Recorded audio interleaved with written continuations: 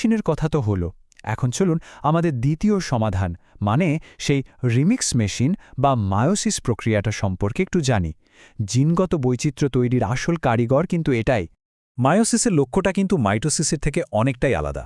এর প্রধান কাজ হল প্রজননের জন্য বিশেষ কোষ তৈরি করা, যেগুলোকে আমরা গ্যামেট বলি, যেমন শুক্রাণু আর ডিম্বাণু। আর এই প্রক্রিয়াতেই জিনের অদলবদল ঘটে, যা থেকে নতুন নতুন বৈচিত্র্য তৈরি হয়। মেয়োসিসের শেষে ফল হিসেবে আমরা পাই 4টি নতুন কোষ। কিন্তু মজার ব্যাপার হল এরা মাতৃকোষের কপি নয়, বরং প্রত্যেকেই জিনগতভাবে একে অপরের থেকে আলাদা। আর এদের ক্রোমোজোম সংখ্যাও মাতৃকোষের ঠিক অর্ধেক হয়ে যায়। এদেরকে বলা হয় হ্যাপ্লয়েড কোষ। মায়োসিস আসলে দুটো বড় পর্বে হয়, মায়োসিস 1 আর মায়োসিস 2।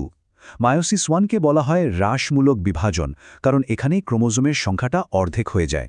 আর মায়োসিস 2টা অনেকটা মাইটোসিসের মতোই, যেখানে সিস্টার ক্রোমাটিডগুলো একজন আরেকজনের থেকে আলাদা হয়ে যায়।